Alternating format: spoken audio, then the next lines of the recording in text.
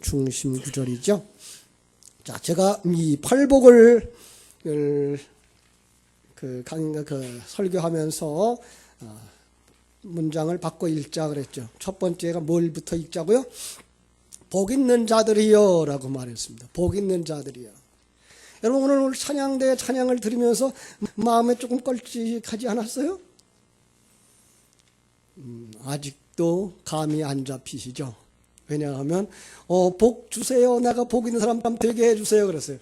그런 사람들 아직 있어요? 어떤 복 주실까요? 하나님이? 하나님의 생명과 하나님의 능력, 권세, 하나님의 속성. 여러분들은 이미 받은 자예요? 받을 자예요? 네, 받은 자입니다. 네. 이미 우리가 하나님이 주신 그 복을 받은 자들이라는 사실을 알고 들어가야 이 팔복이 나의 상태를 설명하는 것인지, 여기서 예언되어지고 제시되어진 것들이 이제 우리 앞에 펼쳐졌으니까 나는 이런 사람이 아직 못 됐어요. 그러니 이런 사람 되게 해주세요. 그래서 이걸 누리게 해주세요 라고 본다면 아직 여러분은 복 있는 자가 못 되어 있는 겁니다. 그런데 오늘 성경은 뭐라 그래요? 복 있는 자들이요 라고 말씀하십니다. 누가 복 있는 자들입니까? 하나님의 자녀들, 거듭난 자들, 신령한 귀가 열리고 신령한 눈이 열린 자들, 바로 거듭난 성도 여러분들이 복 있는 자입니다. 옆에 있는 분에게 확실하게 말해 주십시다. 당신이 복 있는 자입니다. 예, 당신이 복 있는 자입니다. 예. 이걸 몇 번 가르쳐주면은 그게 인식될 것 같아요. 벌써 지금 6번째 얘기하고 있는데 아직까지 잘 안 느껴져요? 내가 복 있는 사람인 게? 아니요. 복 있는 사람입니다. 예. 그래서 오늘 팔복은 복 있는 자에게 인식되어지는 증상, 반응, 현상이다라는 거 꼭 기억하셔야 하겠습니다. 여기서 말하는 복, 이 바라크라는 원어를 쓰는데요. 그게가 언약이라는 메리트라고 하는 똑같은 어근을 가지고 있습니다. 그걸 한 대를 묶어보면 창세전에 언약 안에 들어있는 이들은 모두 복받은 사람이다라는 겁니다.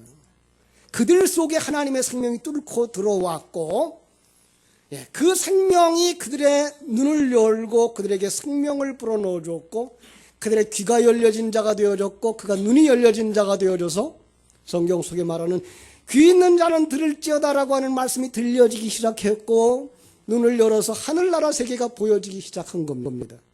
이게 성도입니다. 아직도 여기에 미치지 못하신 분들이 있다면 애통하셔야 됩니다. 예. 내가 하나님의 백성인데 불구하고 하나님 약속하신 그 부분이 내게 보여지지 않습니다. 그래서 내가 마음에 가난함, 그 갈급함이 없습니다. 애통하셔야 됩니다. 오늘 우리가 애통할 이유는 여기밖에 없습니다. 왜요? 신령한 눈이 열려지고 나니까 세상의 것들이 아무것도 아닌 것으로 보여지기 시작했습니다. 왜요? 우리는 하늘나라의 영원한 걸 가졌고 이 세상 것은 유한한 것이기 때문에 그렇습니다. 이걸 보실 수 있는 분들이 신령한 자요. 이것이 보여져서 여기서 어떤 환경을 만나더라도 그 속에서 온유한 삶을 사는, 흔들림이 없는 강하고 담대한 자의 삶을 사는 자들, 그들이 복 있는 자라고 말씀을 했습니다. 오늘 말씀에도 보면 여기 마음이라는 말이 있어요.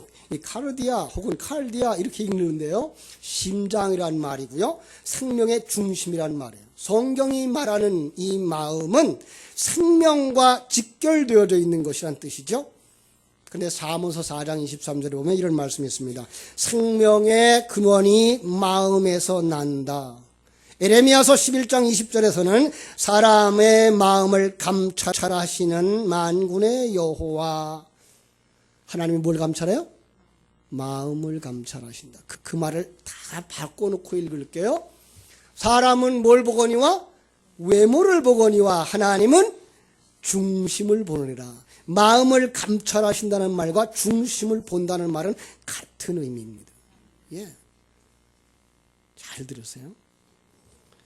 이 중심이 하늘 생명과 연결되어져 있으면 산 자고, 이 중심이 다른 것, 엉뚱한 것에 연결되어 있으면 죽은 자입니다. 그래서 예수님이 이 땅에 오셔서 아주 신앙생활 잘하고 있는 이들, 당시의 바리새인들, 유대인 중에서도 유대인, 율법주의자들 중에서도 율법주의자들, 행위에 있어서 완전하여 율법을 가지고 내 속에서 흠을 찾아봐 라고 자신 있게 말할 수 있는 그들을 향하여서 하나님 뭐라 그래요? 죽은 자들이다. 절기를 잘 지켜요. 율법을 잘 지켜요. 윤리도덕적으로 깨끗해요. 다른 사람을 위해 헌신하고 희생하고 봉사하고. 그런데 하나님은 그들을 향하여 죽은 자들.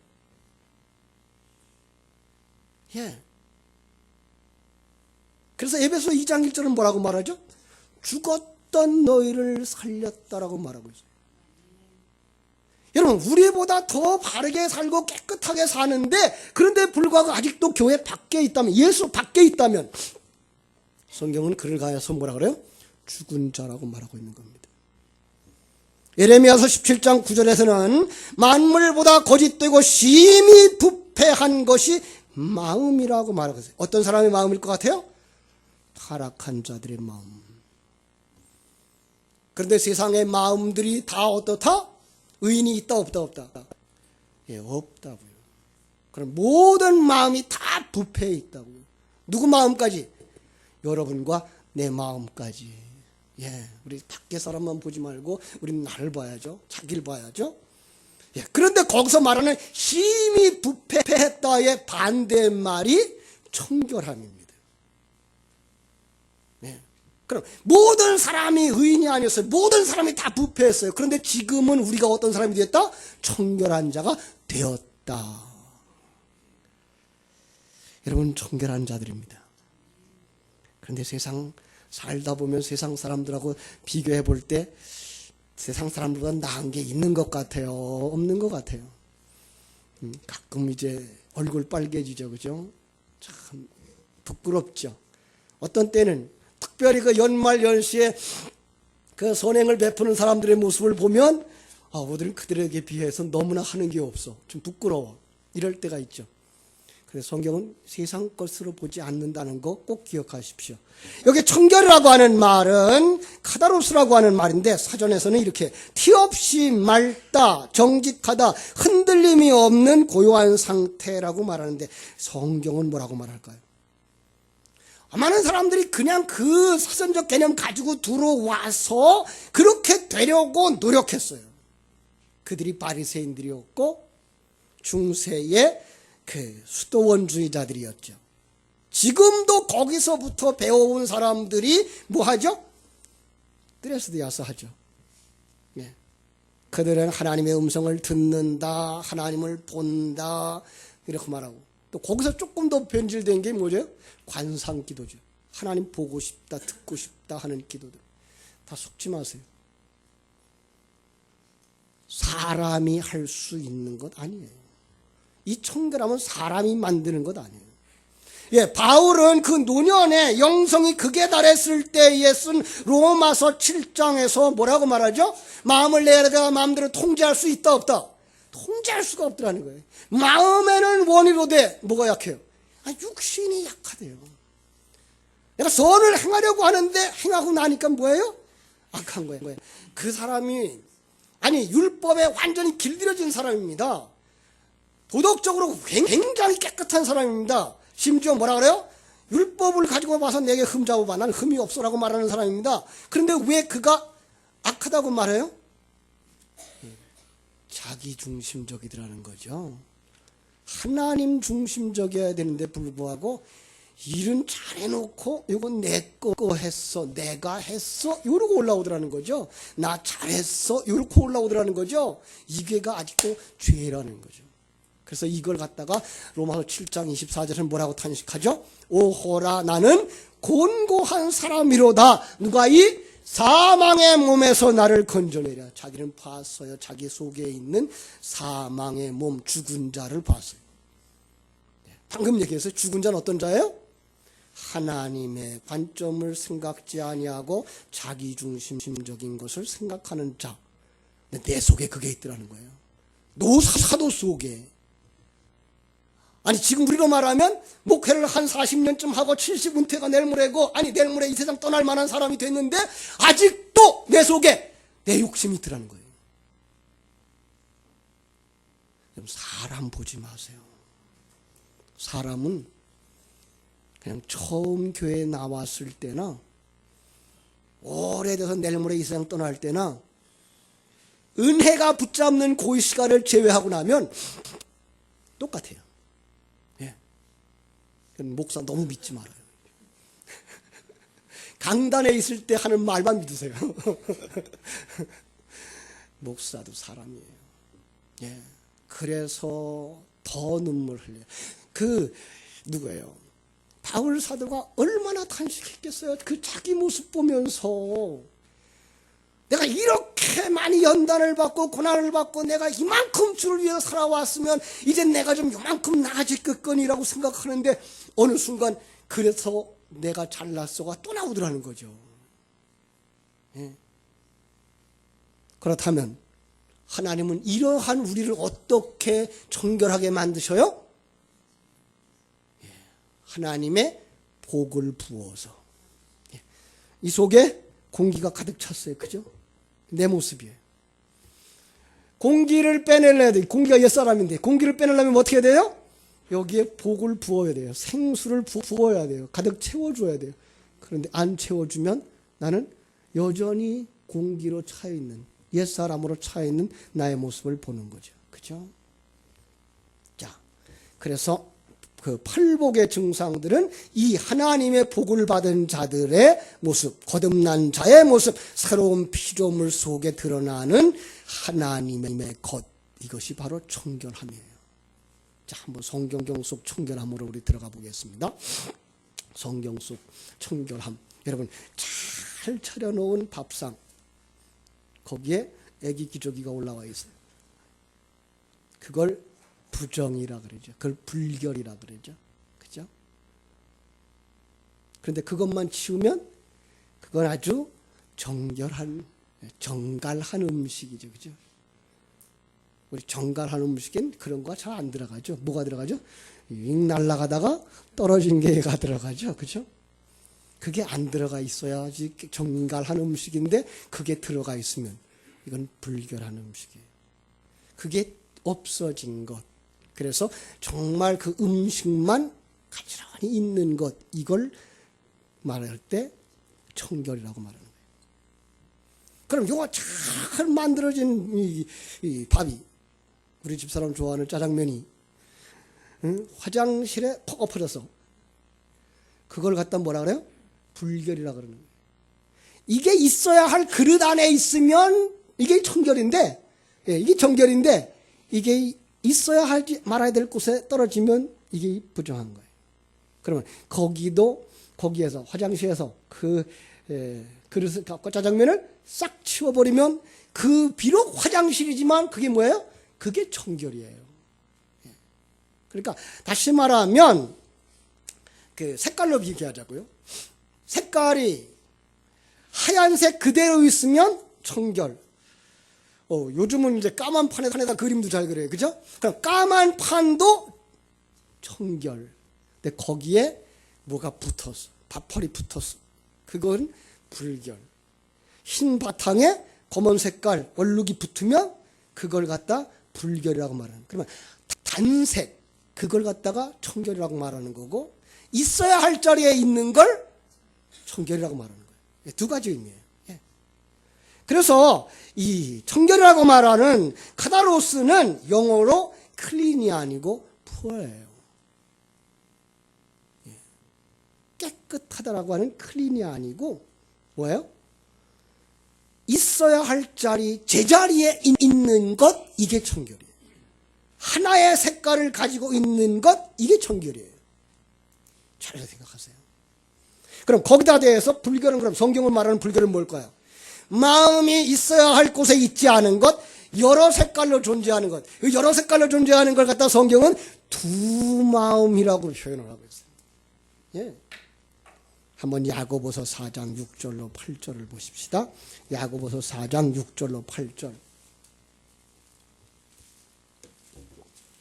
그러나 더욱 큰 은혜를 주시나니 그러므로 일러스되 하나님이 교만한 자를 물리치시고 겸손한 자에게 은혜를 주신다 하였느니라. 그런즉 너희는 하나님께 순복할지어다. 마귀를 대적하라. 그리하면 너희를 피하리라. 하나님을 가까이 하라. 그리하면 너희를 가까이 하시리라. 죄인들아 손을 깨끗이 하라. 두 마음을 품은 자들아 마음을 성결케 하라. 마지막 구절 병렬로 보세요. 뭐라 그랬어요? 죄인들아, 어떤 사람이 죄인이에요? 두 마음을 품은 자들. 네. 손을 깨끗이 하라. 어떤 거예요? 마음을 성결케 하라. 이거예요. 그래 놓고 9절 10절 말합니다. 슬퍼하며 애통하며 울지어다. 너의 웃음을 애통으로 너의 즐거움을 근심으로 바꿀지니라. 주 앞에서 낮추라. 그리하면 주께서 너를 높이시리라. 여기도 속지 마세요. 겸손해지리라. 그러면은 너희가 하나님께서 높여주리라가 아니고 너를 부인해라. 그리하면 하나님이 너를 살리리라. 청결한 마음, 한 마음, 한 생각, 하나. 하나님과 하나. 하나님 따로 나 따로 있으면 이것도 부정, 불결. 하나님과 내가 연합되어져 하나 되어져 있는 것. 하나님을 향한 하나님에 의한 마음. 예. 그런데 여기서 우리가 참 이해할 수 없는 말이 하나 있죠. 그죠? 슬퍼하며 애통하며 울래요. 우리 보고. 웃음을 애통으로 바꾸고 즐거움을 근심으로 바꾸래요. 세상 사람들은 뭐 찾고 있는데 지금 즐거움 찾고 있고 웃음 찾고 있는데, 그런데 그걸 갖다가 죄인들의 모습이라고 말하면서 거기서 어디로 이끌어드리라는 거예요? 산상순의 팔복 가운데로 이끌어드리겠다는 거예요. 그게 애통이에요. 여기 두 마음, 하나님을 향하여 집중해야 할 마음, 그게 누구를 향하고 있어요? 나를 향하고 있는 거예요. 그걸 갖다 부정이라고 말하는 거예요.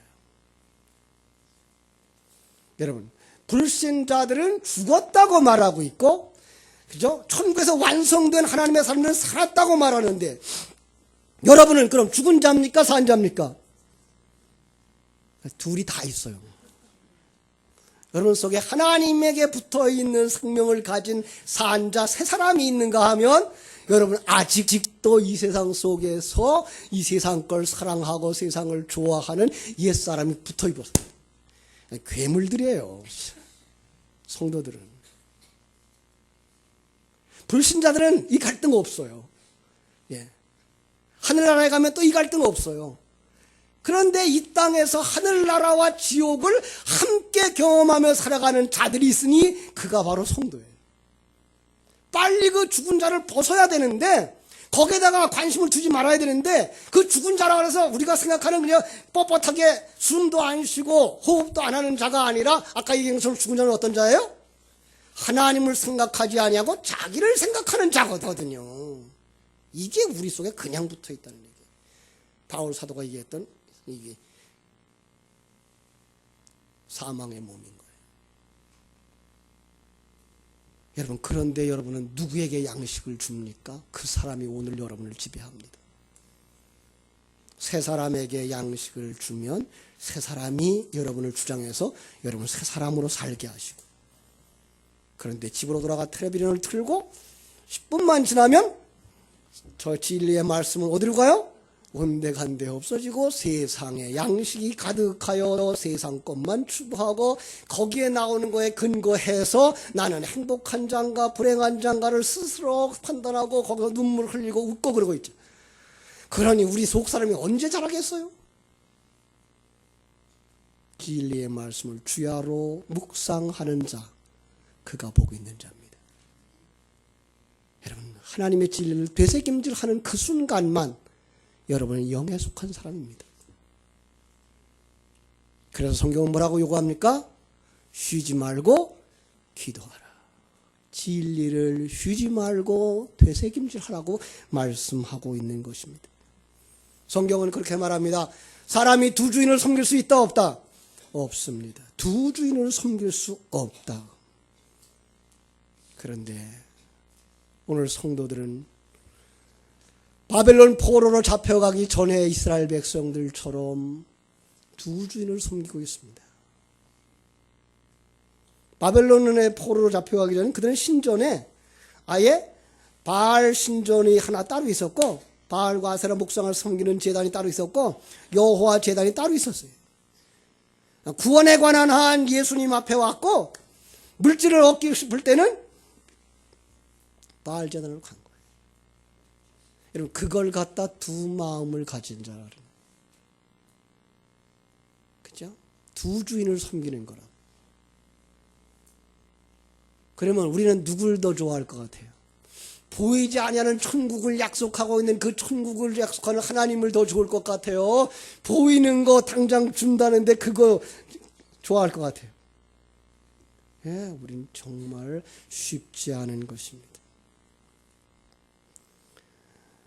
마음의 청결은 사람이 하는 것이 아닙니다. 그래서 사람은 할 수가 없습니다. 누가 한다고요? 하나님이 자기 백성 성도 속에서 일하는 겁니다. 그래서 그들에게 어떻게 만들어요? 마음이 가난한 자 되게 하시고. 누가 하셔요? 하나님이.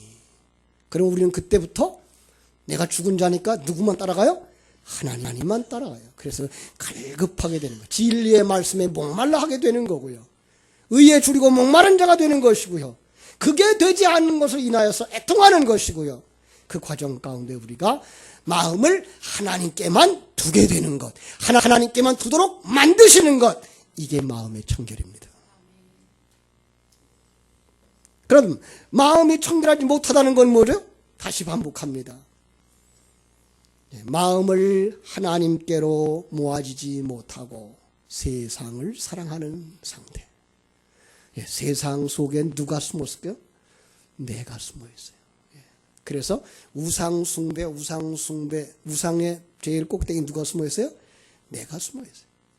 나를 위하여 종교를 이용하는 것, 나를 위하여 예수라고 하는 이름을 이용하는 것 자체도 우상숭배라는 거예요. 그래서 십계명 두 번째가 뭐예요? 얘들아, 나를 우상으로 섬기지 마라.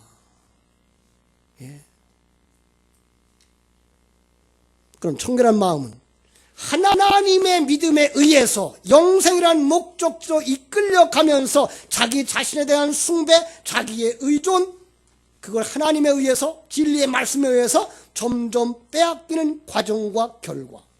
그렇습니다. 이거 한두 번 들어가도 되지 않아요. 여러분, 반복하세요. 반복하세요. 야고보서 1장 5절로 8절을 한번 보죠. 야고보서 1장 5절로 8절. 너희 중에 누구든지 지혜가 부족하거든 모든 사람에게 후히 주시고 꾸리지 아니하신 하나님께 구하라. 그리하면 주시리라. 이거 또 속았죠, 우리. 어떻게 생각했죠? 공부 못하는 아들한테다. 야, 이놈아, 봐라. 네 지혜가 부족하잖아. 하나님께 기도하라 그랬잖아. 그렇게 써먹었잖아요. 아니요. 그 사람이 거짓말을 한 사람입니다. 그것 아니거든요. 잘 들으세요. 그 다음 6절. 오직 믿음으로 구하고 조금도 의심치 마라. 의심하는 자는 마치 바람에 밀려 요동하는 바다 물결 같으니 이런 사람은 무엇이든지 죽게 얻기를 생각하지 말라. 두 마음을 품어 모든 일에 정함이 없는 자로다. 단순히 의심하면서 구하는 것 하나님께서 응답하지 않는다라는 거 아니에요. 믿음 있는 자, 마음이 청결한 자로 부르심을 받은 사람들은 그들이 무엇으로 막 완성됩니까? 성전으로 완성됩니다. 하늘나라 성전, 하나님이 내 안에, 내가 하나님 안에 있는 이 성전으로 완성되는 그 과정에 필요한 지혜를 구하게 된다라는 뜻이고, 그걸 구하면 주신다는 의미거든요. 성경은 우리에게 세상의 출세 방법을 한 번도 말하지 않아요.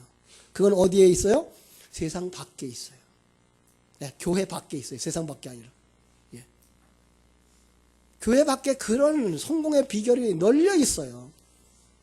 그 방법대로 하세요. 그러면 세상은 성공해요. 성경 속에서, 교회 안에서, 목사가 설교하는 내용 속에서는 무엇만 있어야 돼요? 하늘나라만 있어야 돼요. 하나님의 사람으로 만들어져 가는 것만 있어야 돼요. 이 하나님의 사람이 어떻게 세상 속에서 살아가야 될 것인가가 있어야 돼요.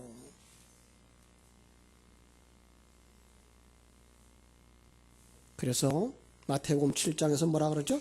구하라 주실 것이요, 찾으라 찾을 것이요.